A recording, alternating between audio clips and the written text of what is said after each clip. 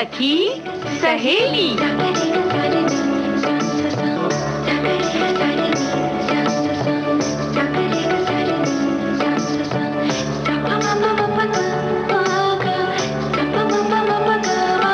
सखी सहेली।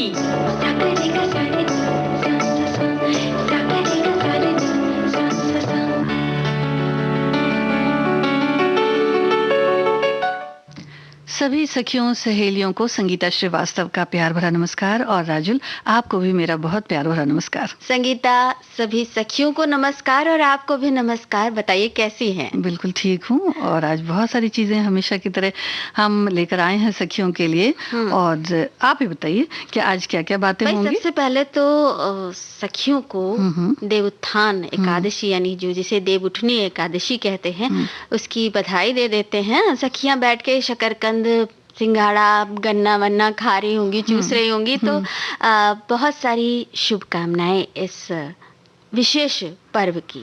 हाँ, और आज कथक नृत्यांगना सितारा देवी की पुण्यतिथि है, इस पर भी बातें करेंगे। और कौमी एकता सप्ताह भी हम मना रहे हैं राजुल। अंतर्राष्ट्रीय महिला हिंसा उन्मूलन दिवस पर भी बातें करेंगे आज। और विश्व धरोहर सप्ताह भी हम मना रहे हैं। और साथ ही होगा विशेष गीत मंजरी। गीत मंजरी का तो बेसब्री से इंतजार रहता है सखियों को। लेकिन जैसा कि आपने कहा ना कि आज विश्व प्रसिद्ध कथक नृत्यांगना सितारा देवी को याद करने का दिन है, उनका स्मृति दिवस है। और जब सितारा देवी का नाम आता है तो मन के साथ साथ सर अपने आप श्रद्धा से झुक जाता है। बिल्कुल। भारत की प्रसिद्ध कथक नृत्यांगना सितारा देवी 8 नवंबर 1920 में दीपावली की पूर्व संध्या पर इनका जन्म कलकत्ता में हुआ था और मूल नाम था धनलक्ष्मी। पिता का नाम पंडित सुखदेव महाराज था। इनका विवाह 8 वर्ष की उम्र में हो गया। ससुराल वाले चाहते थे कि ये घर गृहस्थी के कामों में मन लगाएं, लेकिन उनका मन जो था वो किताबों की ओर उनका रुझान बढ़ रहा था। हाँ जी। और चाहती थी पढ़े लिखे हो जी, और पढ़ने की जिद तो थी उन्हें, लेकिन इसी वजह से एक बात भी उनके घर ये हो गई कि उनका विवाह टूट गया। और दाखिला तो उन्होंने विद्यालय में लिया ही, कामाक्षगढ़ के स्कूल में उन्होंने दाखिला लिया और उसके बाद यहाँ इन्होंने नृत्य में कुछ उत्कृष्ट प्रदर्शन भी किए। आगे चलकर सितारा देवी ने शंभू महाराज और पंडित बिरजू महाराज के पिता अच्छन महाराज से शिक्षा ग्रहण की। 11 वर्ष की आयु में वो मुंबई आ गईं और यहाँ के जहांगीर हॉल में अपना पहला सार्वजनिक कार्यक्रम उन्होंने प्रस्तुत किया। सोचो वो समय ऐसा था जब इस तरह स्त्रियों का किसी कला के क्षेत्र में उतरना बहुत बड़े जीवट की बात मानी जाती थी। लेकिन न सिर्फ उन्होंने इस चीज़ को अपनाया पूरी तरह से, बल्कि उन्होंने इस बात को पूरी तरह से आत्मसात कर लिया और यहीं से वो कथक के विकास और इसे लोकप्रिय बनाने में जुट गई। देश विदेश में अपनी कला से उन्होंने ख्याति अर्जित की और अपने कथक नृत्य से सभी को मंत्रमुग्ध कर दिया। लंदन में प्रतिष्ठित royal Albert hall, Victoria hall, new guard में, कैनिंग हॉल में अपने नृत्य का जादू बिखेरा। सितारा देवी ने सिर्फ नृत्य कथक ही नहीं बल्कि भरतनाट्यम सहित बहुत सारे भारतीय शास्त्रीय नृत्य शैलियों में एक जो होती है ना एक्सपर्टीज थी उनकी और वो पारंगत थी उन सभी में। जी, और भारतीय शैलियां जितनी थी वो तो उन्हें पता ही थी। साथ ही साथ रूसी बैले जो आज भी बहुत जाना जाता है, पश्चिम के कुछ और नृत्य भी उन्होंने सीखे, रूसी बैले भी सीखा। और आपने इनके नृत्य में कथक और बनारस और लखनऊ घराने के तत्वों का सम्मिश्रण दिखाई देता है। यानी इस तरह से इनके नृत्य को इन्होंने आगे बढ़ाया। सितारा देवी को संगीत नाटक अकादमी पुरस्कार, कालिदास सम्मान, पद्मश्री और भारत रत्न पुरस्कार से भी सम्मानित किया गया। मात्र 16 वर्ष की आयु में इनके प्रदर्शन को देखकर गुरु रविंद्रनाथ ठाकुर ने इन्हें नृत्य साम्राज्ञी की उपाधि दी और 25 नवंबर सन 1914 में नृत्यांगना सितारा देवी ने इस दुनिया को अलविदा कह दिया। तो हम उनकी स्मृति को शत शत नमन करते हैं।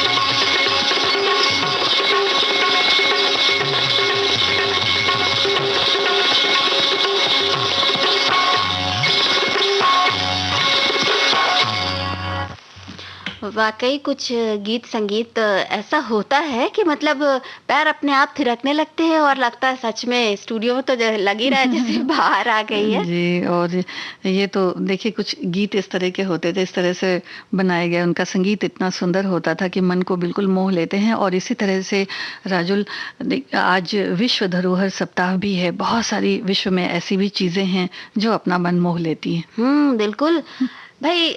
धरोहर की बात जब चलती है ना, तो जैसे ऐसा लगता है कि कुछ ऐसी चीज जो बड़ी कीमती है, जो गुजरे समय ने आने वाले समय के लिए संजो के रखी है, या सौंपते हैं जो चीज, तो वो धरोहर शब्द से ही एक जो आत्मीयता का भाव उत्पन्न होता है, वो बिल्कुल अलग तरह का होता है। और अगर हम विश्व धरोहर की बात करें तो कुछ ऐसे चयनित स्थल हैं जो विश्व संस्कृति की दृष्टि से मानवता के लिए बहुत महत्वपूर्ण हैं। इन स्थलों को यूनेस्को द्वारा विश्व विरासत स्थल की श्रेणी में रखा गया है और इनका चयन विश्व विरासत स्थल समिति ने किया है। विश्व के प्राकृतिक और सांस्कृतिक धरोहर पर सम्मेलन को यूनेस्को के सामान्य सभा ने 16 नवंबर 1972 को स्वीकृति दे दी और तब से 19 नवंबर से 25 नवंबर तक विश्व धरोहर सप्ताह यानी वर्ल्ड हेरिटेज वीक मनाया जाता है। जी, और जुलाई 2019 तक 1121 स्थलों को इस तरह से विश्व विरासत स्थल घोषित कर दिया जा चुका है, और जिसमें 869 सांस्कृतिक, 213 प्राकृतिक और 39 मिले जुले और 138 अन्य स्थल आते हैं। और ये जितनी भी विरासतें हैं उस देश की विशेष संपत्ति होती हैं जिस देश में वो स्थित है। अंतर्राष्ट्रीय समुदाय का ये मानना है कि इन धरोहरों का संरक्षण मानवता और आने वाली पीढ़ियों के लिए आवश्यक है, और विश्व समुदाय इनके संरक्षण की को बहुत गंभीरता पूर्वक लेता है। तो इस विश्व धरोहर सप्ताह को मनाने का उद्देश्य लोगों को सांस्कृतिक विरासत के महत्व, इसके संरक्षण के बारे में जागरूक करना होता है। जैसे अगर हम अपनी सखियों को बताएं कि ये जो स्थल हैं इनमें क्या क्या आ सकता है, तो इसमें वन क्षेत्र, पर्वत, झील, मरुस्थल, स्मारक, भवन सभी आ सकते हैं। जैसे मिस्र में गीजा का पिरामिड है, या संयुक्त राज्य अमेरिका की स्टैचू ऑफ लिबर्टी या स्वाधीनता की मूर्ति है, या ग्रेट वॉल ऑफ चाइना है, या अपना भारत का ताजमहल है। इस तरह की जो इमारतें हैं उन्हें इस श्रेणी में रखा जाता है। और ताजमहल की जब बात चली है तो ये एक ऐसी जगह है जो देश के साथ साथ विदेशी भी बड़े चाव से देखते हैं, और जैसे कि हम लोग मानते हैं इसे प्रेम का प्रतीक।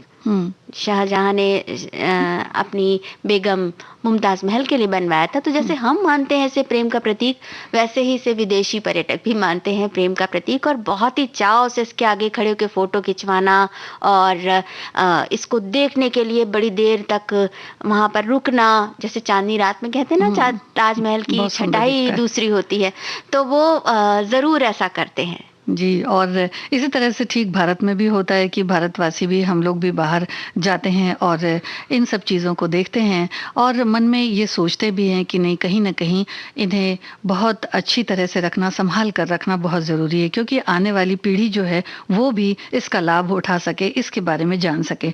तो ये स्थल कुछ जो आपने बताए हैं, इनके अलावा भी बहुत सारे हैं। तो उच्च कोटि की स्थापत्य कला को ये स्थल दर्शाते हैं। इनकी बनावट सैकड़ों साल पुरानी होने के बाद भी वैसी ही है, जो आधुनिकता के इस दौर में आकर्षण का केंद्र भी है। तो स्थापत्य कला इनकी बहुत ही खास है। ये सोचने को मजबूर भी करती है हमें कि क्या खूब तसव्वुर होगा किसी तकनीक से जब इसको बनाया गया होगा या सोचा गया होगा कि इतनी सुंदर चीजें जो हैं वो जब बन जाएं तो कितनी अच्छी लगेंगी।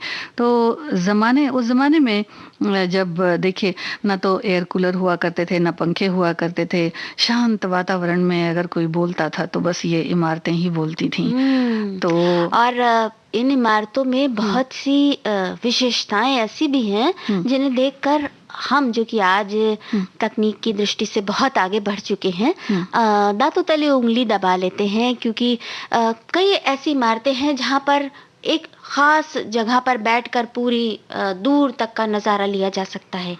या कुछ इमारतें ऐसी भी हैं जहाँ पर आप एक जगह ताली बजाएं और वो दूर कई एकदम आगे की तरफ उसका जो सामने वाला द्वार है वहां पर सुनाई देती है उस ताली की आवाज।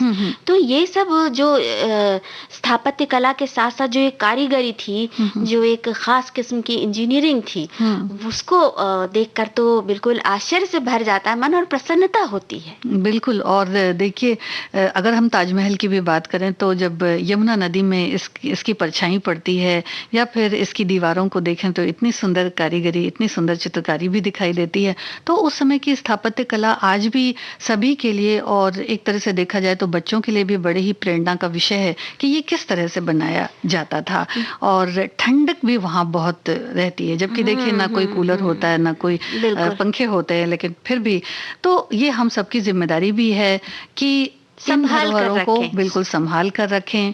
और कई बार ऐसा भी देखा जाता है कि जब हम ऐसे ऐतिहासिक स्थलों पर जाते हैं तो उतना ज्यादा नहीं सोचते हैं साफ सफाई के विषय में। मैंने तो एक चीज ये भी देखी है, साफ सफाई के साथ साथ जैसे यूं लगता है इतनी खुशी से भर जाते हैं कुछ लोग। जरूर खुशी तो होती है, लेकिन उस खुशी को में आकर उनकी दीवारों पर अपना नाम लिख देते हैं। जैसे यूं लगता है कि जैसे ये बहुत बड़ा काम कर लिया है, लेकिन इस तरह से हम उन प्राचीन इमारतों की दीवारों को खराब कर रहे हैं और जो बहुत महत्व की चीजें हैं उनको बिगाड़ रहे हैं। जी बिल्कुल। और जो चीजें हम वहां पर लेकर जाते हैं तो ये हमारी जिम्मेदारी बनती है कि उन चीजों को अगर कोई खाने पीने की चीजें हैं, उनके प्लास्टिक्स हैं और उनका जो वेस्ट है, जो बचा हुआ जो चीजें हम ये हटा दें। जी हाँ, कभी कभी हम ये सोचते हैं कि भाई इसका तो कोई काम नहीं है, इसको अगर हम उठा कर ले जाएं तो फालतू का बोझ हो जाएगा, तो चलो वहीं फेंक दिया जाए। तो इस तरह से ये तो बिल्कुल भी नहीं होना चाहिए। और जितनी भी चीज़ें हम साथ लेकर आए, अगर वो इस्तेमाल की नहीं है या फिर कुछ इस तरह की चीज़ें हैं जैसे प्लास्टिक बैग्स वगैरह, तो वो साथ ही हम लेकर के चले आएं। तो इन चीज़ों का खास ध्यान रखना चाहिए और तभी ये इमारतें जो है वो सुंदर रहेंगी, सुंदर दिखेंगी और इनका हम लुत्फ उठा सकेंगे। जी बिल्कुल। ये जो धरोहर है ना, फिर ये हम आने वाली पीढ़ी को भी सौंप सकेंगे। बिल्कुल, हमारे पुरखों ने सौंपी है वो हम आने वाली पीढ़ी को सौंप सकेंगे। जी। और अब सुनवाते हैं एक गीत। हाँ, गीत का तो इंतजार है। एक शहंशाह ने बनवा के हंसी ताजमहल, सारी दुनिया को मोहब्बत की निशानी दी है। इसके साए में सदा प्यार के चर्चे होंगे, खत्म जो हो न सकेगी वो कहानी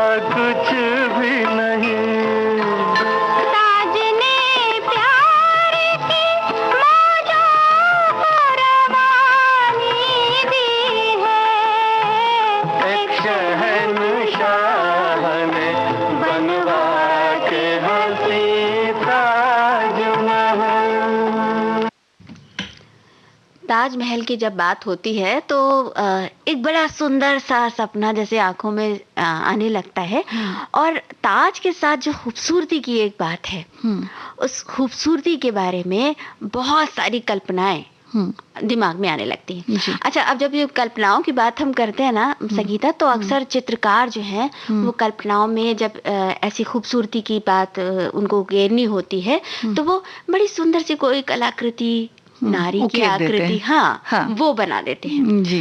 वाकई नारी तो है ही सौंदर्य की प्रतिमूर्ति है और बहुत सारे गुणों के साथ बहुत कुछ देती है इस समाज को, इस दुनिया को।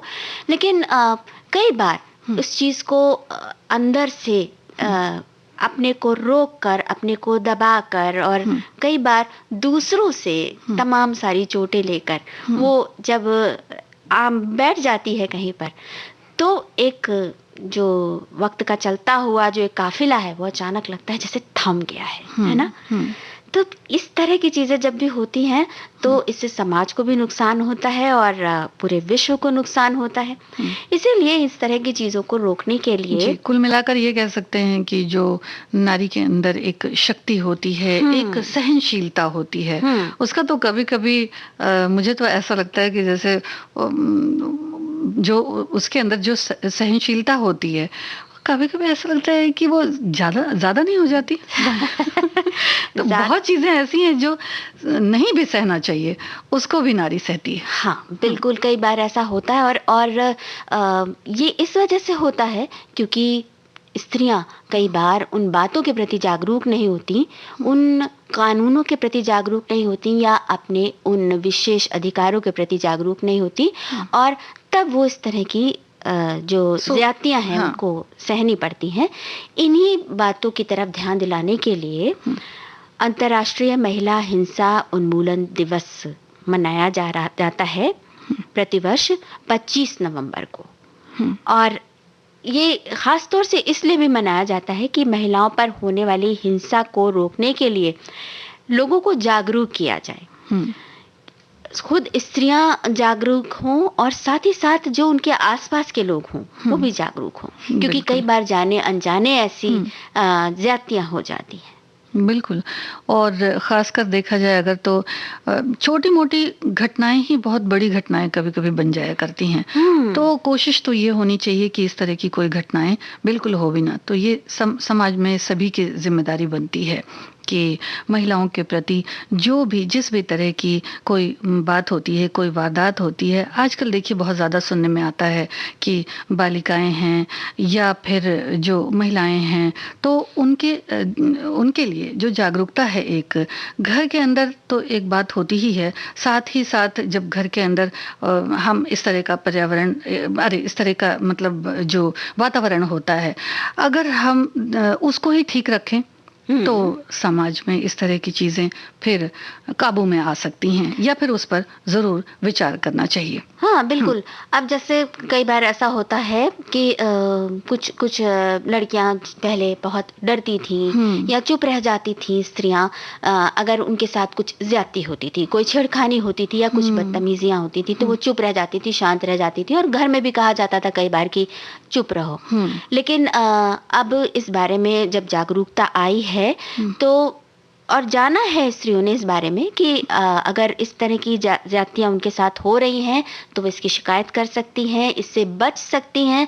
ज़रूरी नहीं है कि वो जब तक उस स्थान पर हैं, अगर कहीं नौकरी कर रही हैं तो, या अगर घर में हैं किसी घर के सदस्य द्वारा ही उनके साथ कोई ज्यादती हो रही है तो भी वो शिकायत अपनी दर्ज करा सकती हैं और इस पर प्रॉपर एक्शन लिया जाता है। हाँ, और ये भी बहुत ज़रूरी है कि वो अपने तरह मतलब अपने लिए बहुत जागरूक रहें। पहली बात तो ये है कि अपने लिए हमेशा जागरूक रहें। और इसका एक ये भी कारण है कि कई जो महिलाएं हैं वो शिक्षा के लिए आजकल तो बहुत आगे आई हैं, लेकिन फिर भी शिक्षा एक बहुत ही ज़रूरी चीज़ है कि हमको पढ़ा लिखा तो होना ही चाहिए और साथ आसपास भी जो लड़कियां हैं उन्हें भी इस तरह से शिक्षित करना बहुत ज़रूरी होता है। इस दिशा में जो सबके सब प्राचीन काल में भी देखिए तो ऐसा होता ही था कि मैत्री और लोपामुद्रा ये दो जो थी वो एंशियंट हिस्ट्री यानी कि प्राचीन भारत में काफ़ी लोकप्रिय थी ये। आज के परिप्रेक्ष्य में भी अगर देखा जाए तो देखिए कि लड़कियां हैं कितना आगे बढ़ चुकी हैं। बिल्कुल बिल्कुल, हम इंडियन गार्गी का आर्मी नाम में ले भी, सकते हैं, हम बिल्कुल। अपाला का नाम ले सकते हैं। कितनी ही स्त्रियां रही हैं जो कि अपने क्षेत्र में, और अभी हमने कार्यक्रम में शुरुआत हाँ। में ही आदरणीय सितारा देवी जी की बात की थी कि अपनी बात को रखने के लिए कभी भी एक हिचक जो होती है वो नहीं होनी चाहिए। अपनी बात को खुलकर रखने की एक अंदर से विश्वास होना चाहिए कि हमें अपनी बात रखनी जी, है तो रखनी बशर्ते है। कि आप सही हों, इस हाँ। बात पे जरूर नहीं, विचार ये करें। हाँ। ये तो अपने आप ये विवेक आपका अपने आप आज आने लगता है जब आप अपनी बात रखते हैं, और 2-4 बार गलतियां भी होती हैं। तो इस मामले में मेरे ख्याल से हमेशा जो हर बात में, जीवन के हर क्षेत्र में जिनकी सबसे ज्यादा बड़ी भूमिका होती है बनाने में, वो होती है माँ। और यहाँ पर भी माँओं की ही भूमिका होती है कि बेटियों को कुछ इस तरह से बड़ा करे, कुछ इस तरह से उनको सिखाएं, उनको इस तरह से उनका आत्मविश्वास डेवलप करें कि वो अगर कभी कहीं पर इस तरह की जातियां देख भी रही हैं, कुछ हो भी रहा है, तो उसके खिलाफ आवाज उठाने की उनके अंदर हिम्मत हो। जी, अपने ज्यादातर अधिकारों हिम्मत, के, हाँ, जी, हिम्मत। अधिकारों के प्रति बहुत जागरूक होना चाहिए, महिलाओं को भी, लड़कियों को भी। और आजकल देखिए तो व्यवसायिक क्षेत्र में भी बहुत सारी लड़कियां हैं, बहुत सारी महिलाएं हैं जो आगे आ रही हैं। और इसी तरह से देखिए अगर हम बात करें तो जो बेटियां हैं, है ना, उनकी परवरिश कुछ इस दिशा में परिवार तो करता ही है। साथ ही साथ जब उनका ब्याह हो जाता है, उनकी शादी हो गई, वो अपने घर चली गई, तो वहाँ कभी ऐसा भी हो सकता है कि उनकी कुछ शिक्षा में कमी रह गई हो, तो वो बाद में भी पूरी कर सकती हैं उसको। हाँ, बिल्कुल, क्योंकि उन्हें घर में भी बच्चों को पढ़ाना है, एक अच्छा समाज जो होता है वो भी उन्हें बनाना है। तो कुल मिलाकर समाज की भी ये जिम्मेदारी है और हम सभी की भी ये जिम्मेदारी है कि जो भी, और समाज में जो माँ हैं उनकी ये बहुत बड़ी जिम्मेदारी है।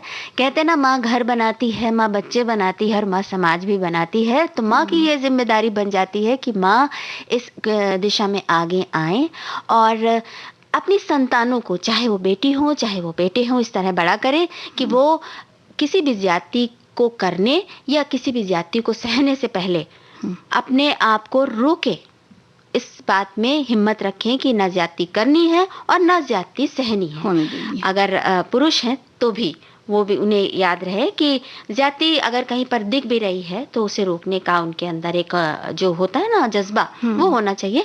और अगर इस तरह से सभी सोचने लगे तो फिर समाज का भी, एक नए समाज का निर्माण हो सकता है। जी, और अपने मन के दर्पण में इसे जरूर देखना चाहिए, परखना चाहिए और सोचना चाहिए।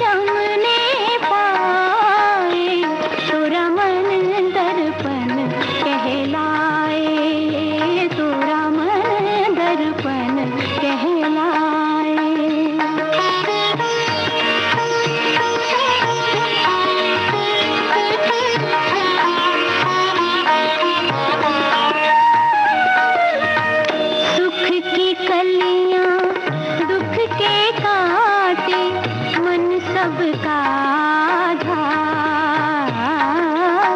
सुख की कलियां दुख के काटे, मन सबका था। मन से कोई बात छुपे ना, मन के नैन हजार, जग से चाहे भाग ले कोई, मन से भाग न पाए, तेरा मन दर्पण कहलाए, तेरा मन दर्पण कहलाए।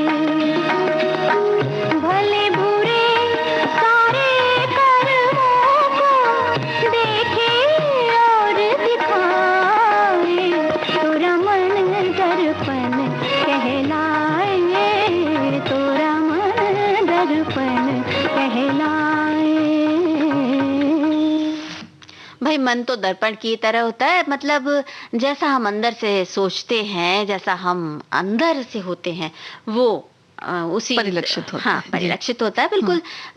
अगर अंदर जो चित्र बनते बिगड़ते रहते हैं ना, बस वही जो है दर्पण में भी नजर आने लगते हैं। देखो ना, कई कई बार ऐसा होता है ना कि किसी का चेहरा कुछ और कहता है और जबान कुछ और कहती है। बिल्कुल।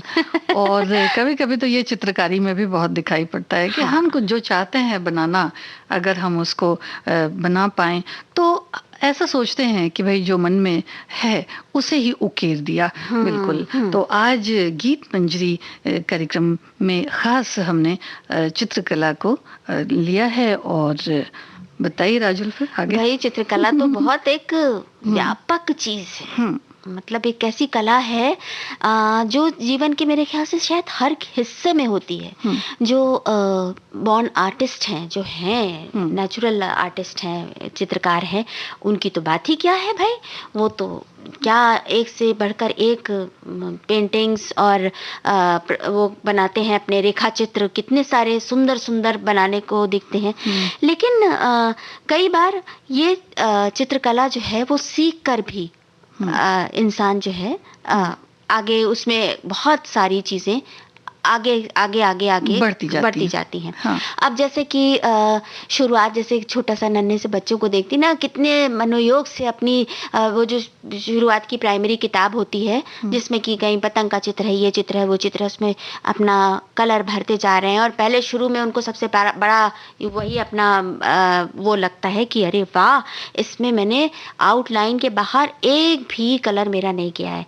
अगर ऑरेंज में कलर कर रहा था तो उसमें ऑरेंज जो है वो ऑरेंज के अंदर ही अंदर है, ऑरेंज के बाहर नहीं है। कुछ लोगों को तो ये सफाई, कुछ बच्चों को ये सफाई देखनी पड़ती है, और कुछ तो ऐसे होते हैं जो बिल्कुल प्राकृतिक होते हैं। ऐसा लगता है कि जी, ऐसा लगता है कि वो उसी चित्रकारी के लिए ही बस बने हुए हैं इतने। और कुछ तो ऐसे भी बच्चे हैं, या जो हम लोग भी कभी कभी सोचते हैं कि भाई ये बना लो, वो बना लो, तो सबसे चित्रकारी होती नहीं है।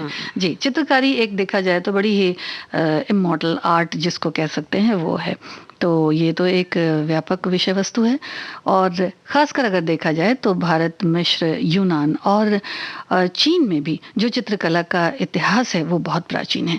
और खासकर राजुल अगर देखा जाए तो पाषाण युग में, है ना, जब मानव गुफाओं में रहते थे, दीवारों पर कुछ चित्रकारी करा करते थे, तो ये भी देखने को मिला है। और जीवन के अनुभव उसमें वो उकेरते थे, मतलब जो पेंटिंग या जिस तरह से भी वो बनाया करते थे, तो वो अपने अनुभव उसमें डालते थे। होशंगाबाद, और जिसे हम जहाँ पर भीमबेटका भी है, तो जो मध्य प्रदेश में स्थित है भीमबेटका, तो यहाँ प्राग ऐतिहासिक काल में चट्टानों पर बने पशुओं के रेखांकन और चित्रांकन को देखा जा सकता है। और जो इस तरह के चित्र होते हैं ये उस काल को, समय को समझने में बहुत मदद करते हैं, और साथ ही साथ इतिहासकारों के लिए या पुरातत्ववेत्ताओं के लिए बहुत काम के होते हैं। अब जैसे महाराष्ट्र के नरसिंहगढ़ की गुफाएं हैं जहाँ पर चितकबरे हिरणों की खाल का चित्रांकन है। फिर हड़प्पा कालीन सभ्यता की जो तमाम मिलते हैं, चित्र मिलते हैं जिसमें मुद्राएं भी हैं, उनका रेखांकन है।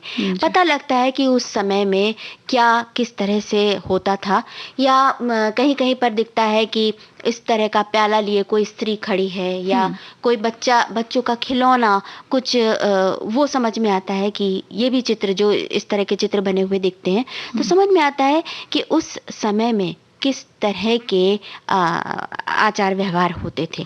तो ये चित्रकला जो है न सिर्फ अपने समय में बल्कि आने वाले समय के लिए भी एक प्रमाण बन जाती है।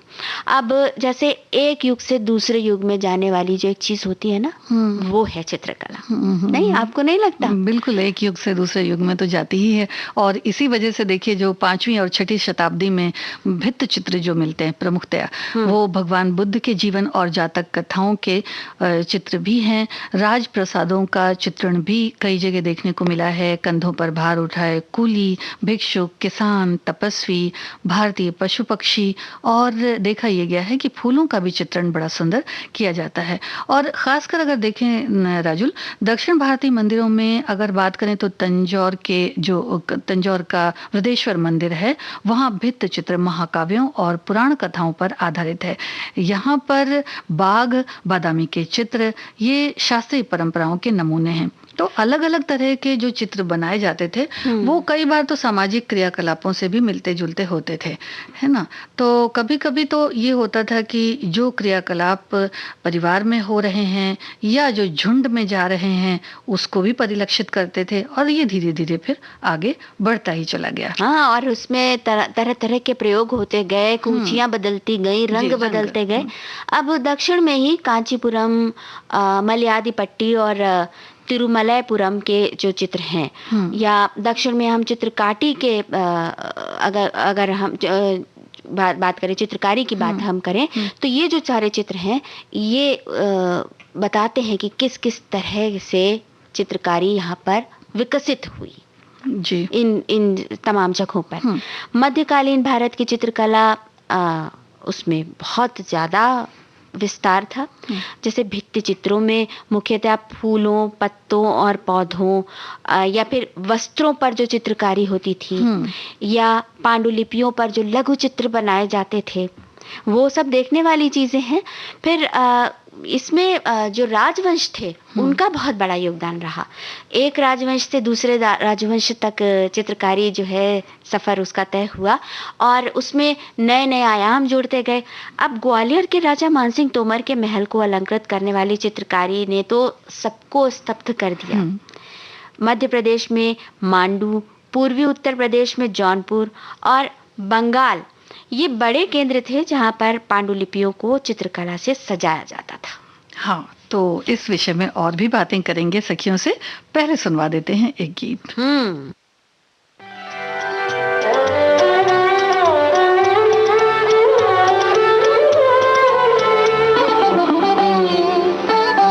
जो बात तुझ में है तेरी तस्वीर में नहीं, तस्वीर में नहीं, जो बात तुझ में है।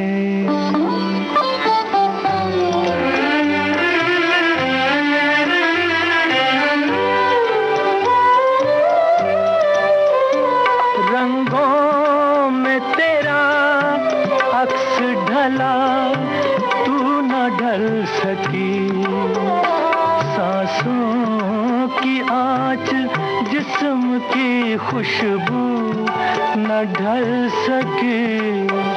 तुझ में जो लोच है मेरी तहरीर में नहीं, तहरीर में नहीं, जो बात तुझ में है तेरी तस्वीर में नहीं, तस्वीर में नहीं।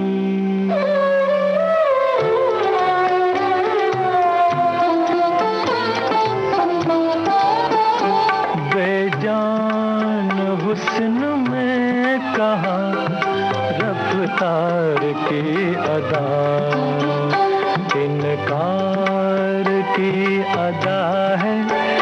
इकरार की अदा, कोई लचक भी जुल्फे गिरा गिर में नहीं, गिरा गिर में नहीं। जो बात तुझ में है तेरी तस्वीर में नहीं, तस्वीर में नहीं।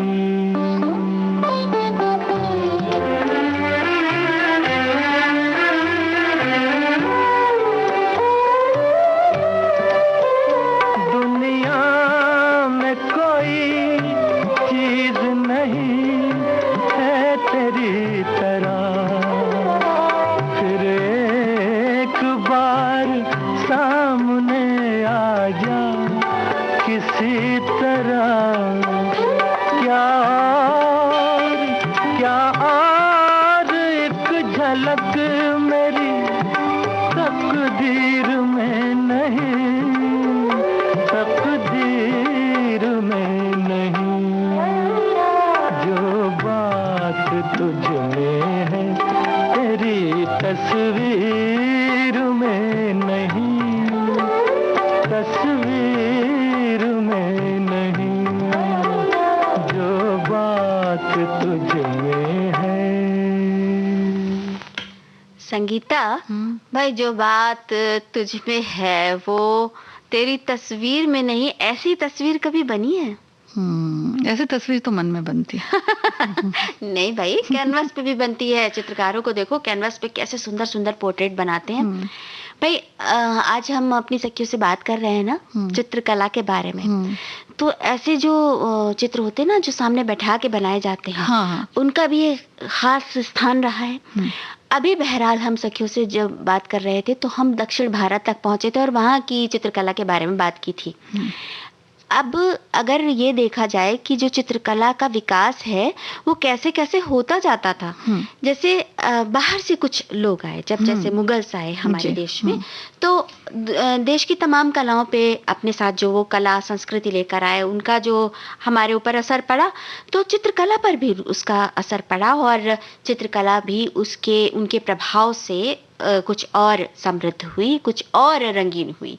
जैसे कि ईरानी चित्रकला का सम्मिश्रण भारतीय चित्रकला में देखने को मिलता है, या पारसी चित्रकला का मिश्रण भी उसका भी बहुत एक सशक्त शैली है जो कि विकसित हुई थी। चित्रकला मुगल सम्राट जहांगीर के काल में अपनी चरम सीमा पर थी। वो खुद भी एक बहुत अच्छे चित्रकार थे और ये जो गाना अभी हम सुन रहे थे ना, तो वो इत्तेफाक की बात है कि फिल्म ताजमहल का ये गीत जो है जहांगीर ही शाहजहां मुमताज महल को याद करते हुए बना रहे हैं, उनका स्मृति में बना रहे हैं, उनको पुकारते हुए बना रहे हैं। तो इस तरह की जो बातें होती थी ना कि किसी खास चीज़ को दिमाग में रखते हुए चित्र बनाना, उस समय में जो चित्रकारों को इस बारे में बहुत निपुणता हासिल थी और इसके लिए वो अलग अलग तरह के प्रयोग भी करते थे। जैसे अब रंगों की बात करें तो रंगों में उन्होंने बहुत चटक रंग, जैसे कि मोर के गले का जो नीला रंग होता है, कैसा सुंदर सा रंग होता है, या लाल चटक रंग, इनका प्रयोग किया था।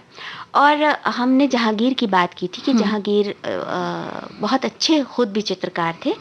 तो उनके शासनकाल में मंसूर, बिशनदास और मनोहर ये बहुत अच्छे चित्रकार माने गए हैं। जी, और ऐसा भी होता था राजुल जी कि जो चित्रकार होते थे या जो भी होते थे वो एक देश से दूसरे देशों की तरफ जाया करते थे। तो ये तो मानी हुई बात है कि वहाँ का रंग, वहाँ की जो चित्रकारी, जो खास चित्रकारी होती थी या जो कला होती थी, जब वो एक देश से दूसरे देश की तरफ जाया करते थे तो फिर उनके साथ कला का भी आदान प्रदान होता था। कुछ वो बदलते थे, कुछ हम बदलते थे। बिल्कुल, और इस तरह से रंगों में भी नए नए रंग आए और बिल्कुल ठीक इसी तरह से भारत में भी होता था, क्योंकि अलग अलग ये छोटे छोटे राज्य थे। तो राजस्थान में अगर देखा जाए तो पंजाब की पहाड़ी चित्रकला, राजस्थान और दोनों ही जगह पे पहाड़ी चित्रकला का विकास भी बहुत हुआ। तो एक तरह की राजस्थानी शैली जो पहाड़ी शैली का विकास जिसे जब हुआ तो छोटी सी सतह पर ये की जाती थी, पहाड़ी शैली जिसे हम कहते थे, जिन्हें लघु चित्रकारी कहा जाता है। ये चित्रकला स्थानीय केंद्रों पर भी देखी गई है, जैसे कांगड़ा, कुल्लू, बसोली, गुलेर, चंपा, गढ़वाल, बिलासपुर और जम्मू में भी देखी गई है। ये विकसित हुई है असल में इन जगहों पे। अच्छा, अब अगर रंगों की बात करें तो धातु रंग, लाल रंग कुमकुम की तरह जो मिलता जुलता था, पीला, काला और चौक से भी कुछ रंग बनाए जाते थे। खड़िया मिट्टी जो गेरू माटी जिसे कहते हैं उससे भी कलाकारी की जाती थी। तो हरा, लापिस लाजुली, ये नीला रंग जिसको कहते थे, ये हमारा देश तब बटा हुआ नहीं था तब, तो ये पाकिस्तान से ये रंग आया करते थे। मिश्रित सिलेटी रंग का भी इस्तेमाल किया जाता था और ये खास ध्यान दिया जाता था कि जब भी किसी चित्रकारी को किया जाए, चित्रकार इस बात का खास ध्यान देते थे, तो वहाँ का जो स्थानीय वातावरण होता था, और आज भी ये चीज़ है कि स्थानीय वातावरण को देखते हुए भी चित्रकारी की जाती है, क्योंकि वहाँ का पर्यावरण भी उस तरह का होता है। और कहीं पे अगर ऐसा होता है कि जैसे कोई बहुत सारी जगह असम की ऐसी हैं क्षेत्र में, अरुणाचल की तरफ, जहाँ पर बहुत ज़्यादा हवा में नमी बहुत पाई जाती है, तो वहाँ पर उस तरह के रंगों का इस्तेमाल किया जाता है जिससे कि वो बिखरे ना। हाँ, और उनकी जो एक रूपता है, उनकी सुंदरता है, वो कायम रहे, और उनके रंग का जो एक असर होता है जिस रंग में उसे बनाया गया, तो वो लंबे समय तक चले। जी, हम यहाँ तक आप पहुँचे हैं और जब आधुनिक काल शुरू हो गया था और चित्रकला का एक नया युग आरंभ हुआ था, उस समय एक बहुत ही मशहूर चित्रकार, जी, राजा रवि वर्मा, उनका नाम भला किसने नहीं सुना होगा। बिल्कुल। उनकी बहुत सारे तैल चित्रों के माध्यम से उन्होंने बहुत सारे इस क्षेत्र में बहुत बड़ा योगदान दिया। और ख़ास बात यह है कि राजा रवि वर्मा के जो चित्र होते थे वो साधारण जनजीवन से प्रेरित होते थे, और इसमें जो है बहुत ही सुंदर सुंदर झांकियां कई बार देखने को मिलती थी। अच्छा, एक चित्र बहुत उनका मशहूर हुआ था, वो जो अभिज्ञान शाकुंतलम के प्रसंग होते थे ना, हाँ, उसका बहुत, उसके कई चित्र जो थे वो बहुत उनके प्रसिद्ध हुए थे। एक चित्र था जिसमें शकुंतला जो है वो दुष्यंत को याद करते हुए पत्र लिख रही हैं, वो भी बहुत प्रसिद्ध हुआ था। जी, तो राजा रवि वर्मा तो अपने तरह के एक बिल्कुल ही अलग कह सकते हैं कि चित्रकार थे 18वीं सदी के।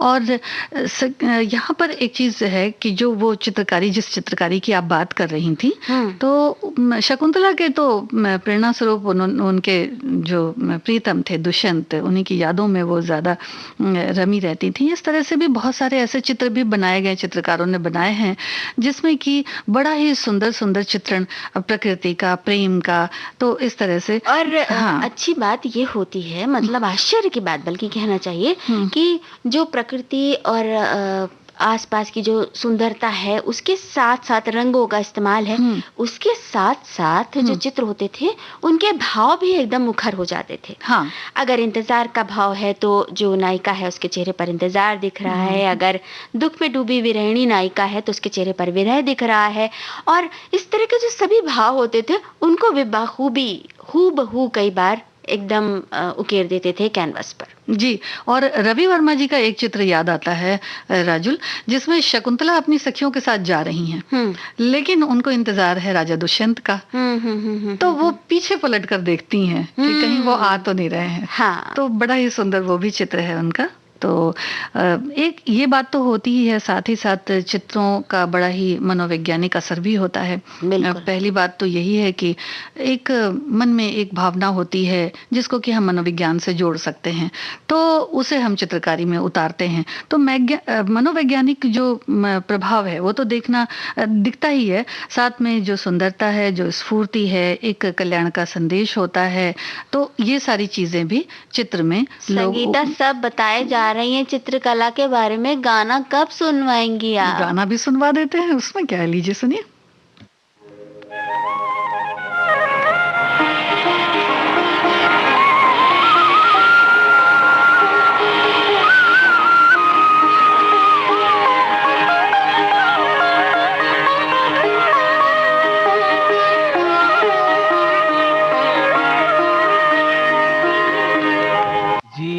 जीवन से भरी तेरी आँखें मजबूर करें जीने के लिए सागर भी तरसते रहते हैं तेरे रूप का रस पीने के लिए जीवन से भरी तेरी आँखें।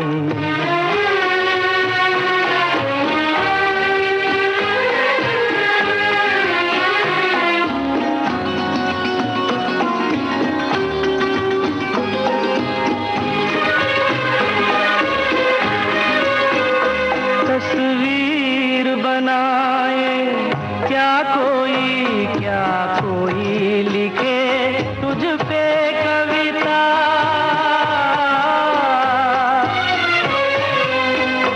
रंगों छंदों में समाएगी, रंगों छंदों में समाएगी, किस तरह से इतनी सुंदरता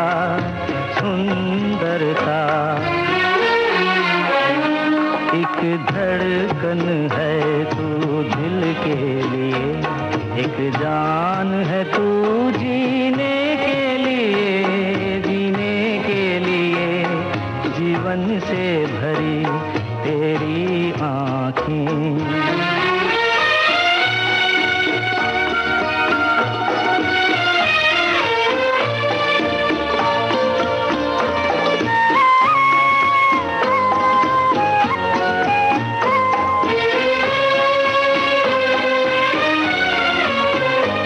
मधुबन की सुगंध है सांसों में, बाहों में कमल की कोमलता,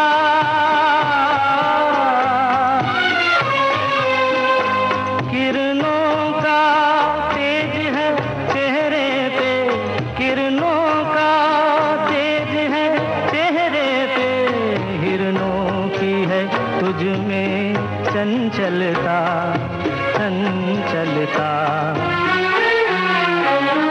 आंचल का तेरे है तार बहुत, कोई चाक जिगर सीने के लिए जीवन से भरी तेरी आँखें मजबूर। राजुल, उड़ीसा में पटचित्र, फाड़ चित्र जो मफलर नुमा कपड़ों पर बनाए जाते थे वो बहुत ही चर्चित थे। गोंड कला जो संथाल प्रदेश की थी उन्नत चित्रकारी है, और वारली चित्रकला जिसके बारे में तो सभी जानते हैं, वारली जनजातियों द्वारा महाराष्ट्र के ये आउटस्कर्ट्स यानी बाहरी जो इलाके हैं वहाँ पर इन जनजातियों द्वारा बनाई जाती हैं। और चावल को पीस कर, जैसा कि हम कई बार बात भी करते हैं, ये चित्रकारी बनाई जाती है। पाल शैली, राजपूत शैली, दक्कन शैली, गुजरात शैली, जैन शैली, मुगल शैली और अपभ्रंश शैली भी एक है। तो ये सारी शैलियां भी बहुत प्रचलित हैं। भाई विश्व में भी चित्रकारी के उदाहरण बहुत सारे देखने को मिलते हैं, जैसे अन्य देशों में भी उन्नत किस्म की चित्रकारी है। इनमें से एक माइकल एंजेलो द्वारा चित्रित जगत प्रसिद्ध चित्र हैं, और लियोनार्डो दा विंसी का चित्र है मोनालिसा की जो मशहूर कृति है, विश्व प्रसिद्ध है जी। तो वो 15वीं शती में बनाई गई थी। और इसके अलावा भी बहुत सारी पेंटिंग्स हैं जो देखने को मिलती हैं, और इन पेंटिंग्स को बाकायदा महफूज रखने के लिए बहुत से देशों की अपनी नेशनल आर्ट गैलरी है जहाँ पर इन पेंटिंग्स को बहुत सुरक्षित तरीके से रखा गया है। जैसे कि हमारे देश में भी है, मुंबई में जहांगीर आर्ट गैलरी भी इस तरह का है कि जहाँ पर बहुत सी जो चित्रकार होते हैं उनकी प्रदर्शनियाँ लगती भी हैं, और अगर इस बारे में कोई विशेष तरह की वो चाहे मार्गदर्शन चाहे तो वो भी उन्हें मिल सकता है जी। और कला एक ऐसी चीज है कि इसमें ये तो नहीं पता रहता कि कौन कहाँ है, कैसा है, लेकिन कला सबको एक साथ जोड़ती है। और इसी तरह से देखिए, आज कौमी एकता सप्ताह भी इस हफ्ते हम मना रहे हैं, तो सभी देश के प्रति बहुत जागरूक हों, हमारी जिम्मेदारियां क्या हैं वो हम समझें, ये बहुत जरूरी है। बिल्कुल। एकता की अगर बात करते हैं ना तो कहते हैं ना, एकता हुई जहाँ सुख वहीं समा गया, लहर महके मिल के बह रही, नाम सिंधु पा गया। और मुझे एकता का जो एक सबसे सुंदर उदाहरण था, जो हमारे बचपन से हम देखते आ रहे थे, सूरज एक चंदा है। हाँ। कितना सुंदर वो गीत था, और उसमें एकता के इस विचार को कितनी सुंदर तरीके से कार्टून के माध्यम से दर्शाया गया था। यही विचार कहता है कि अंदर के बच्चे को जीवित रखते हुए जब हम एक साथ मिलकर आगे बढ़ते हैं तो एकता का वो सुंदर स्वरूप विकसित होता है जो पूरे विश्व को मनोहारी बना देता है। जी बिल्कुल, क्योंकि हमारा देश ही हमारी पहचान है, और ये सुंदर देश बना रहे, सबकी एकता बनी रहे, तो इससे बड़ी क्या बात होगी, है ना। तो ऐसा चलते चलते एक सुंदर सा प्यारा सा गीत सुनवा देते हैं। कहीं करती होगी वो मेरा इंतजार, जिसकी तमन्ना में फिरता हूँ बेकरार। कहीं करती होगी वो मेरा इंतजार, जिसकी तमन्ना में फिरता हूँ बेकरार।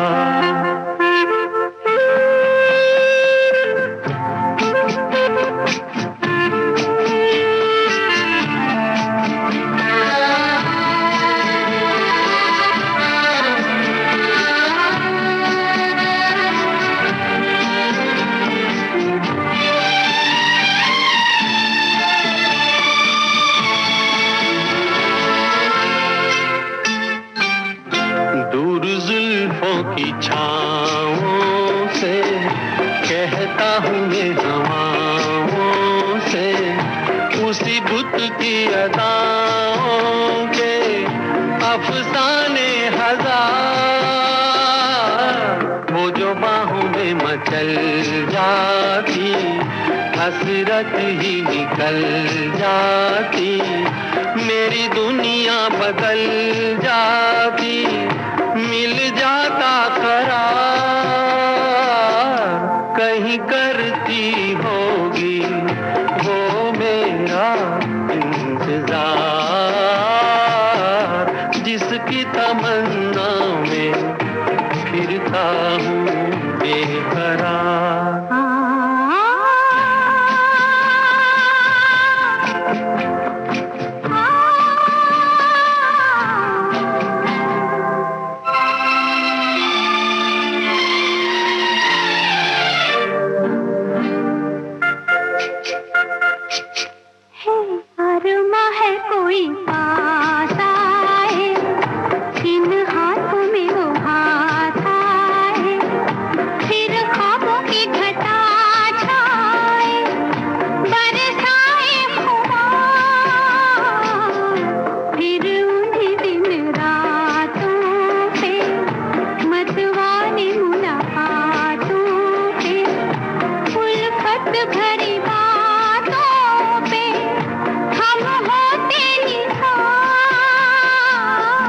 कहीं करती होगी वो मेरा इंतजार, जिसकी तमन्ना में। भाई इंतज़ार तो हमारी सखियां भी कर रही हैं कि ये जो बातें हैं इसमें कुछ और भी हमें सुनने को मिले, लेकिन अब वक्त ये कह रहा है कि इस इंतज़ार को यहीं पर रोक दें हम। जी, तो सभी को संगीता श्रीवास्तव और राजुल का नमस्कार।